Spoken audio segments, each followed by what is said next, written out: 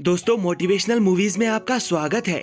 आज हम आपके लिए 1991 में रिलीज हुई movie Return to the Blue Lagoon को एक्सप्लेन करने वाले हैं। इस मूवी का पहला पार्ट हम ऑलरेडी एक्सप्लेन कर चुके हैं। अगर आपने अभी तक उस पार्ट को नहीं देखा है तो आपसे अनुरोध है कि आप पहले उस पार्ट को देख लें, तब जाकर आपको इस पार्ट की कहानी समझ आएगी। उसका लिंक आपको डिस्क्रिप्शन में मिल जाएगा। मूवी की शुरुआत में हमें पहले पार्ट के बारे में थोड़ी इन्फॉर्मेशन दी जाती है कि किस तरह 15 साल पहले एक हादसे की वजह से दो बच्चे एक आइलैंड पर फंस गए थे। वो दोनों इसी आइलैंड पर बड़े हुए और बड़े होने के बाद वो दोनों एक दूसरे की तरफ अट्रैक्ट हो गए। उन्हें एक दूसरे से प्यार हो गया। उन दोनों ने आपस में संभोग किया और एक बच्चे को जन्म दिया। लेकिन एक एक्सीडेंट की वजह से वो अपनी बोट में इस आइलैंड से दूर हो गए थे। उन्हें लगा था कि अब उनकी जिंदगी खत्म हो चुकी है, वो अब इसी समंदर में मारे जाएंगे। लेकिन तभी उनके पास से एक शिप गुजरता है। पहले पार्ट में उनके पास से गुजरने वाला शिप रिचर्ड के फादर का होता है, लेकिन इस पार्ट में उनके पास से गुजरने वाला शिप किसी अनजान का होता है। लेकिन पहले पार्ट में उस शिप के गुजरने से पहले हमें दिखाया जाता है कि उनका बच्चा बोट में रखी हुई बेरीज खा लेता है, जिन्हें खाने के बाद इंसान हमेशा के लिए सो जाता है। रिचर्ड अपने बेटे के मुंह से वो बेरीज निकालने की कोशिश करता है, लेकिन तब तक वो ऑलरेडी बेरीज निकल चुका था। ये देखकर रिचर्ड और एमिलाइन भी उन बेरीज को खा लेते हैं और उन बेरीज को खाते ही रिचर्ड, एमिलाइन और उनके बेटे को नींद आने लगती है और वो बोट में सो जाते हैं। और तभी उनके पास से वो अनजान लोगों का शिप गुजरता है। वो लोग रिचर्ड की छोटी नाव को देख लेते हैं और यहाँ से दूसरे पार्ट की कहानी स्टार्ट होती है। वो लोग अपनी शिप को रिचर्ड की बोट के पास ले आते हैं और उस बोट में उन्हें रिचर्ड, एमिलाइन और उनका बेटा मिलता है। हालांकि रिचर्ड और एमिलाइन की डेथ हो चुकी थी, लेकिन उनका बेटा अभी भी जिंदा होता है। और यहाँ पर हमें पता चलता है कि रिचर्ड और एमिलाइन के बेटे ने वो बेरीज नहीं खाई थी, बल्कि उसे ऐसे ही नींद आ रही थी। उसने सिर्फ अपने हाथ में बेरीज पकड़ी हुई थी। ये बच्चा बार बार अपने बाप का नाम यानी रिचर्ड रिचर्ड बोल रहा था, इसीलिए शिप पर मौजूद लोग उसका नाम रिचर्ड रख लेते हैं। शिप का कैप्टन रिचर्ड को एक औरत को सौंप देता है। ये औरत एक विधवा होती है और उसकी ऑलरेडी एक बेटी होती है। इस औरत का नाम सैरा है और उसकी बेटी का नाम लिली है। उसकी बेटी ठीक रिचर्ड की उम्र की होती है। शिप पर मौजूद सभी लोग रिचर्ड और एमिलाइन की बॉडीज को समंदर में बहा देते हैं और अपने सफर पर आगे बढ़ जाते हैं। अब कुछ दिनों के सफर के बाद शिप के कैप्टन को पता चलता है कि शिप पर कॉलरा फैल गया है, जिस वजह से शिप के बहुत सारे क्रू मेंबर्स मरने की कगार पर पहुंच गए हैं। ये जानकर शिप के कैप्टन को दो मासूम बच्चों की फिक्र होने लगती है, इसलिए वो सैरा से बात करता है। वो सैरा से कहता है कि तुम्हें किसी भी हाल में इस शिप को छोड़कर जाना होगा, वरना वो बच्चे भी कॉलरा का शिकार हो जाएंगे। हालांकि सैरा इसके लिए तैयार नहीं थी, लेकिन बच्चों के खातिर वो शिप को छोड़कर चली जाती है। कैप्टन उनके साथ एक आदमी को भेजता है जो उनकी बोट चलाता है, लेकिन ये आदमी बहुत जालिम होता है। इस आदमी का नाम केयरनी होता है। एक दिन दोनों बच्चे रोने लगते हैं। केयरनी इससे इरिटेट हो जाता है।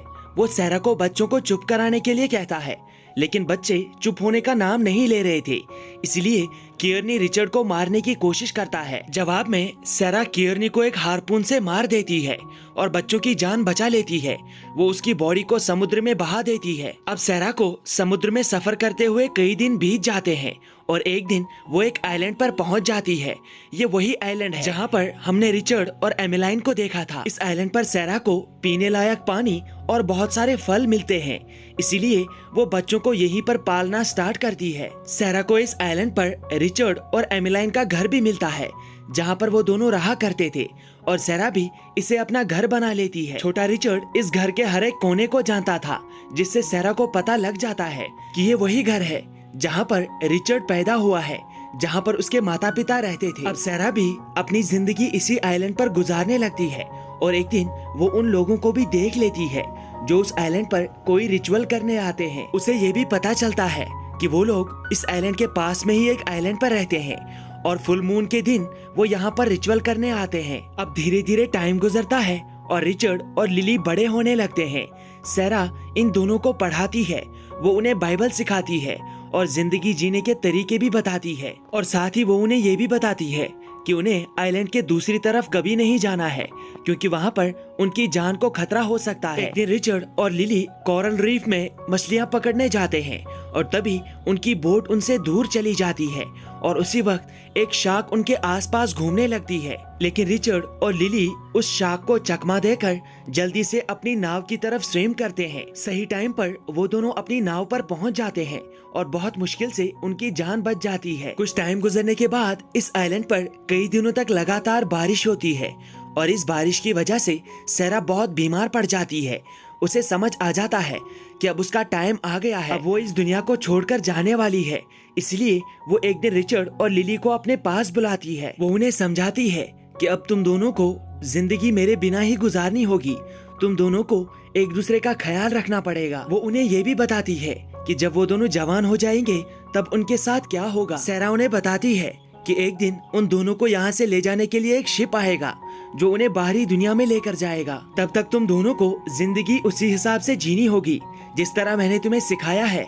वो उन्हें एक जगह पर लेकर जाती है और उन्हें कहती है कि मेरे मरने के बाद मेरी लाश को यहाँ पर दफना देना और उस पर लिखना कि मैं रिचर्ड और लिली की मदर हूँ। कुछ दिन बाद सैरा की डेथ हो जाती है और रिचर्ड और लिली सैरा को उसी तरह से दफनाते हैं जिस तरह सैरा ने उन्हें बताया था और साथ ही वो उसकी कब्र पर एक बोर्ड भी लगाते हैं जिस पर वो लिखते हैं कि यहाँ पर लिली और रिचर्ड की मदर दफन है। सैरा की मौत से रिचर्ड और लिली बहुत उदास हो जाते हैं और अब वो अपनी जिंदगी इसी आइलैंड पर एक दूसरे के साथ बिताने लगते हैं। टाइम गुजरता है और रिचर्ड और लिली बड़े होने लगते हैं। उनकी बॉडी में बहुत सारी चेंजेस आने लगती हैं, लेकिन सैरा ने उन्हें पहले से ही बताकर रखा था कि बड़े होने के साथ साथ उनकी बॉडी में क्या क्या चेंजेस आएंगी। बड़े होने के बाद अब रिचर्ड और लिली बहुत ही खूबसूरत हो जाते हैं। रिचर्ड और लिली बचपन से ही ईस्टर एग्स को ढूंढने का गेम खेलते आए हैं। एक दिन रिचर्ड और लिली फिर से यही गेम खेलते हैं। अब की बार लिली ये गेम जीत जाती है। लिली को इनाम देने के लिए रिचर्ड समंदर के अंदर चला जाता है और वहाँ से एक मोती ढूंढ कर लाता है और इनाम के तौर पर वो मोती वो लिली को दे देता है। लिली को वो मोती बहुत पसंद आता है। लेकिन अब बड़े होने के साथ साथ फिजिकल चेंजेस के अलावा रिचर्ड और लिली में इमोशनल चेंजेस भी आने लगती है, इसीलिए वो एक दूसरे की तरफ अट्रैक्ट हो जाते हैं। कभी कभी रिचर्ड लिली को बिना कपड़ों के देखता है और वैसे ही लिली भी कभी कभी रिचर्ड को फिशिंग करते समय देखती है। उनके बीच कभी कभी छोटी छोटी बातों को लेकर नोक झोंक भी होती रहती है, लेकिन वो दोनों एक दूसरे को मना लेते हैं क्योंकि वो एक दूसरे को बहुत अच्छे से समझते हैं। एक दिन जब सुबह लिली नींद से जागती है तब वो देखती है कि उसके प्राइवेट पार्ट से खून निकल रहा है। खून देखकर लिली बहुत ज्यादा डर जाती है, लेकिन फिर उसे सैरा की कही हुई बात याद आती है। सैरा ने उसे पहले ही बताया था कि जब एक औरत जवान होती है, जब वो बच्चे को जन्म देने लायक हो जाती है, तब उसके प्राइवेट पार्ट से खून निकलना शुरू होता है। और ठीक उसी तरह रिचर्ड की बॉडी में भी चेंजेस आने लगती हैं, जिससे वो समझ जाता है कि वो भी अब जवान हो चुका है। दिन गुजरने के साथ साथ रिचर्ड और लिली एक दूसरे के साथ रोज रोज झगड़ने लगते हैं। दरअसल रिचर्ड अब लिली की तरफ ज्यादा ही अट्रैक्ट होने लगा था। वो उसके साथ संभोग करना चाहता था और वो ये बात लिली से भी करता है, लेकिन लिली उसे मना कर देती है। वो कहती है कि माँ ने हमें ऐसा करने से मना किया था, ये रूल्स के खिलाफ है। दरअसल सैरा ने उन्हें बताया था कि उन्हें एक दूसरे के साथ कभी संभोग नहीं करना है। इस बात से रिचर्ड को गुस्सा आता है और वो वहाँ से चला जाता है। वो भागते हुए उसी आइलैंड के दूसरी तरफ पहुंच जाता है जहां जाने से उन्हें सैरा ने मना किया था।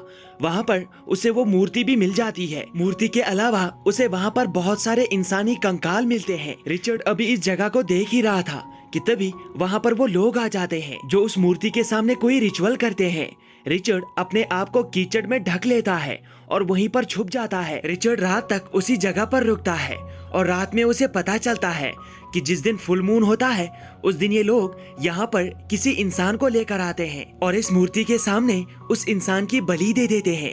इसीलिए यहाँ पर इतने सारे इंसानी कंकाल पड़े हुए हैं और इसी वजह से सैरा उन्हें आइलैंड के दूसरी तरफ जाने से मना करती थी। रिचर्ड जब देर रात तक घर नहीं आता तो लिली को उसकी फिक्र होने लगती है, लेकिन कुछ देर बाद रिचर्ड उस जगह से वापस लौटता है। लिली रिचर्ड को इस हालत में देखकर पूरी तरह से परेशान हो जाती है। दरअसल लिली भी अब रिचर्ड से प्यार करने लगी थी, इसीलिए वो रिचर्ड से कहती है कि मैं तुम्हें कभी नाराज नहीं करूंगी और रिचर्ड भी लिली से कहता है कि मैं भी तुम्हें कभी नाराज नहीं करूंगा।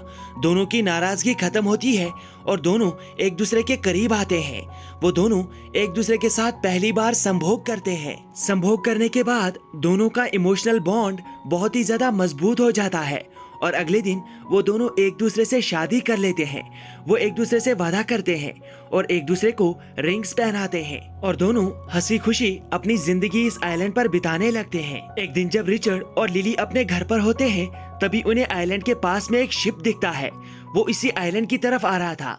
उस शिप में से कुछ लोग उतरकर इसी आइलैंड पर आ जाते हैं। रिचर्ड और लिली उनके सामने चले जाते हैं और उन्हें इस आइलैंड पर वेलकम करते हैं। इन लोगों में कुछ सेलर्स, कैप्टन और उसकी बिगड़ी हुई बेटी होते हैं। दरअसल इनके पास पीने का पानी खत्म हो गया था, इसलिए वो इस आइलैंड पर आए थे। यहाँ पर रिचर्ड और लिली उन्हें अपने साथ ले जाने के लिए कहते हैं। रिचर्ड और लिली भी बाहरी दुनिया में जाना चाहते थे। जैसा कि सैरा ने उन्हें बताया था कि उन्हें लेने के लिए एक दिन शिप आएगा। उस कैप्टन की बिगड़ी हुई बेटी को रिचर्ड पहले ही नजर में पसंद आ जाता है। इस लड़की का नाम सिल्विया होता है। रिचर्ड और लिली इन सभी लोगों को अपने घर पर ले आते हैं, जहाँ पर वो रिचर्ड और लिली के साथ खाना खाते हैं। कैप्टन रिचर्ड और लिली को गिफ्ट में कुछ कपड़े भी देता है। उस आइलैंड से वो लोग बहुत सारा पीने का पानी ले लेते हैं। इस दौरान कैप्टन की बेटी सिल्विया सिर्फ रिचर्ड को देखती रहती है। दरअसल वो रिचर्ड के साथ संभोग करना चाहती थी। वहीं दूसरी तरफ उनका एक सेलर जिसका नाम क्विनलन है, वो सिल्विया की तरह लिली को देखता रहता है। दरअसल वो भी लिली के साथ संभोग करना चाहता था। सिल्विया रिचर्ड से कुछ ज्यादा ही चिपक कर बातें करती है और ये बात लिली को पसंद नहीं आती। वो रिचर्ड पर गुस्सा हो जाती है, लेकिन रिचर्ड उससे वादा करता है कि वो उसे कभी तकलीफ नहीं पहुंचाएगा। एक दिन सिल्विया रिचर्ड को अपने साथ समंदर में मछलियां पकड़ने के लिए ले जाती है, जहां पर हमें साफ दिखाई देता है कि उसके इरादे ठीक नहीं है।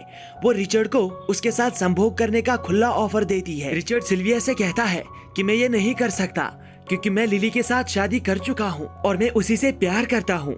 सिल्विया उससे कहती है कि वो शादी नहीं है, तुम्हें पता ही नहीं है कि शादी किस तरह की जाती है।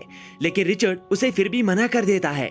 इस बात से सिल्विया को गुस्सा आता है और वो रिचर्ड को थप्पड़ मारती है। वहीं दूसरी तरफ हम देखते हैं कि लिली जिस वक्त तालाब में नहा रही थी, क्विनलन उसे देख रहा था। क्विनलन उसके पास आता है। वो उसे भगाते भगाते अपने घर में ले आता है, जहाँ पर वो उससे उसका मोती छीन लेता है और उसके साथ जबरदस्ती करने की कोशिश करता है। लेकिन लिली जोर जोर से चिल्लाती है और उसकी आवाज को रिचर्ड सुन लेता है। वो भागते हुए लिली के पास आता है और क्विनलन से लड़ने लगता है। क्विनलन के पास गन होती है।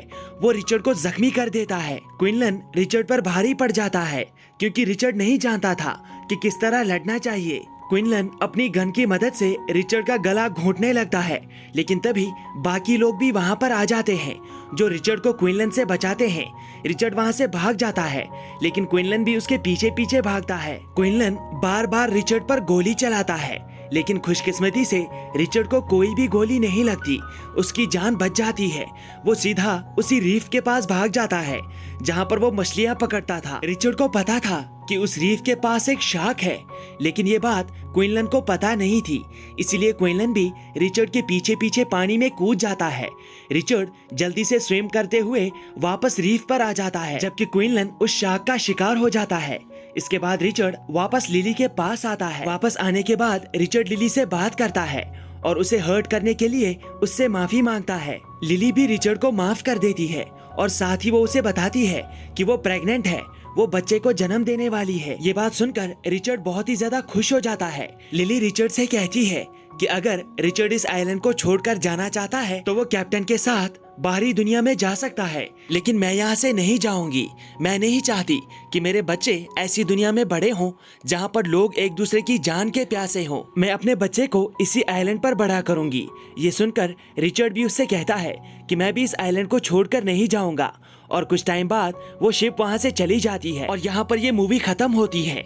मूवी के लास्ट सीन में हमें दिखाया जाता है कि लिली ने एक बेटी को जन्म दिया है और रिचर्ड और लिली अपनी बेटी को बहुत ही प्यार से इस आइलैंड पर पाल पोस कर बड़ा कर रहे हैं। दोस्तों, मुझे उम्मीद है कि आपको एक्सप्लेनेशन पसंद आई होगी, तो वीडियो को लाइक और कमेंट करके हमें अपना फीडबैक दीजिएगा और साथ ही हमारी चैनल को सब्सक्राइब भी कर दीजिएगा। Thank you.